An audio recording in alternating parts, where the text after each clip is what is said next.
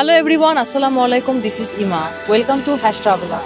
Viewers, এখন আমি আছি খাগড়াছড়ির আলুটিলা আন্তর্জাতিক বন ভাবনা কেন্দ্রে। এটা স্থাপিত হয়েছে 2016 সালে।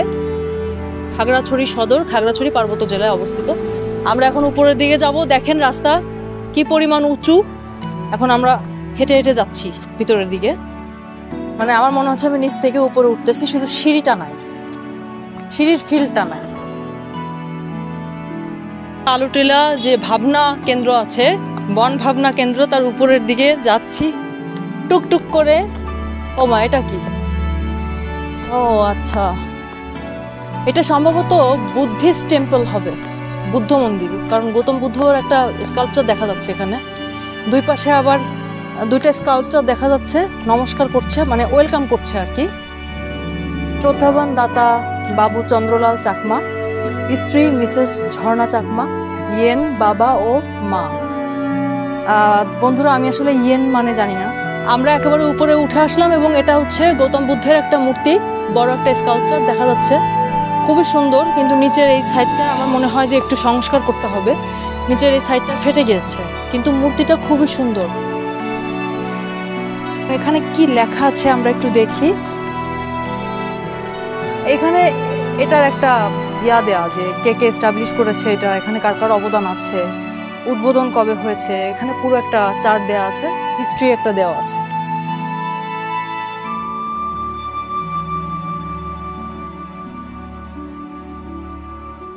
এদিকে একটা রাস্তা গিয়েছে, রাস্তাটা দেখেন কত উঁচু।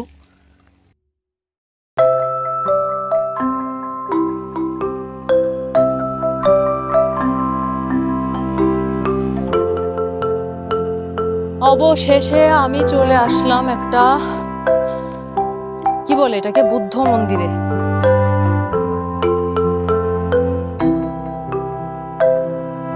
মন্দিরটি 1 2 3 4 5টি দিয়া কি বলে গম্বুজের মতো করে করা। এটা হচ্ছে বুদ্ধ মন্দির। তো এটা ধর্মের জায়গা, ধর্মটাকে আসলে আমাদের সবারই উচিত শ্রদ্ধা করা। আমি আসলে জুতা খুলেই ভিতরে প্রবেশ করবো। ভিতরে তো আসলে প্রবেশ করার মতো যাবে না। এই যে আপনারা দেখতে পাচ্ছেন, এটা হচ্ছে গৌতম বুদ্ধ। এর পাশে ইনি কে বলতে পারবো না, হয়তো বৌদ্ধ ধর্মের কোনো ধর্মগুরু হবে। আর ওদের মানে মনে হয় ট্রেডিশনাল কোনো পতাকা ছোট ছোট করে দেখা যাচ্ছে। আর ইনিও হয়তো বৌদ্ধ ধর্মের কোনো গুরু, দেখতে পাচ্ছেন। পাহাড়ের উপরে একটা বুদ্ধ মন্দির। বন্ধুরা, আপনারা দেখতে পাচ্ছেন এই পাশে কিন্তু যাওয়ার রাস্তা আছে। সম্ভবত এই পাশে, এটা কি জানি না, এদিকে আমরা অবশ্যই যাব, যে দেখাবো। আর এই পাশে আপনারা দেখেন, এই পাশটা শুধু দেখেন, কি চমৎকার। পাখি ডাকতেছে, তারপরে পাহাড়, আকাশ, আবহাওয়া, অন্যরকম একটা ব্যাপার। আমরা একটু উপরের দিকে যাই, দেখি আমরা উপরের দিকে কি আছে। চলেন, যেহেতু জুতা খুলছি, জুতাটা পরে নিই।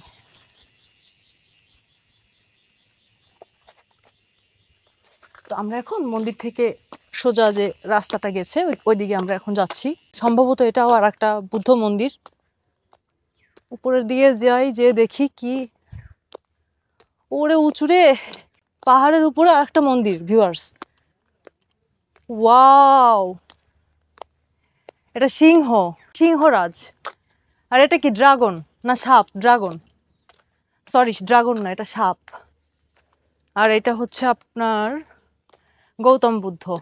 বাহ ভিউয়ার্স, এখানে কাজ চলতেছে। কারণ এটা কিভাবে বুঝলাম, রং এখানে একপাশে একটা করা আছে, আর কিন্তু এই সাইডটায় কিন্তু রং করা হয় নাই এখনো পর্যন্ত কমপ্লিট। এখানে রং করার কাজ চলতেছে, সো এটা নতুন।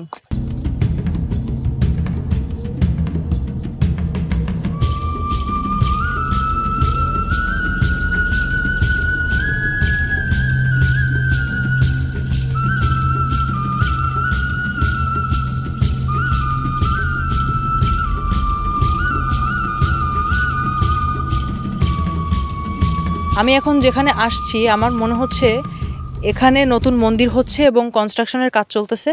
সামনে বড় সড়ো কোনো একটা কিছু হবে এখানে। এখান থেকে কিন্তু পাহাড়ে ওঠা যায়। আমি ভাবতেছি আমি উঠবো কিনা, উঠে ফিরে আসতে পারবো কিনা জানি না, কিন্তু আমার খুব মন চাচ্ছে উঠতে।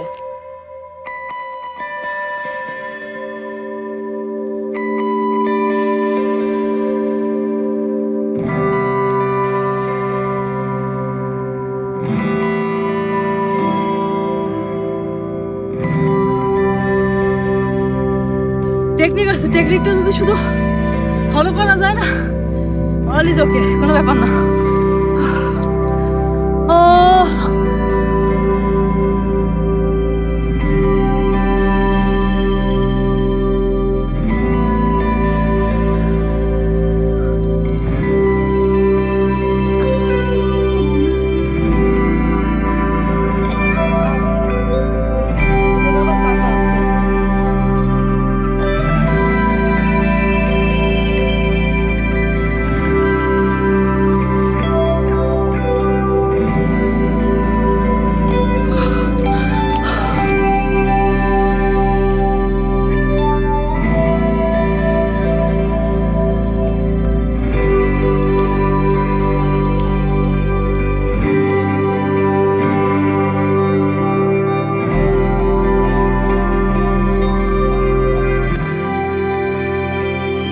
এখন আমরা সামনের এখানে যাব, এখানকার যে স্কাল্পচারটা এটা আমরা এখন একটু দেখব।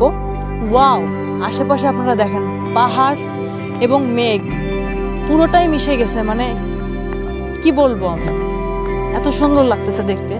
এক দিদির কাছে শুনলাম, উনি বললেন এটা হচ্ছে বাবুনাথ মন্দির। তো বাবুনাথ মন্দির হিসাবে আমরা এটাকে এখন বলতে পারি। এটা আর একটা স্কাল্পচার গৌতম বুদ্ধের।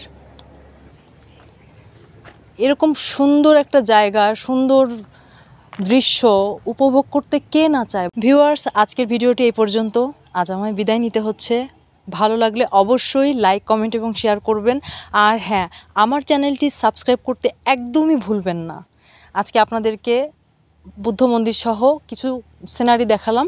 সামনে নতুন কোনো চমক অবশ্যই আসবে, সেই পর্যন্ত অপেক্ষা করবেন। Till then, take care and আল্লাহ হাফেজ, টাটা।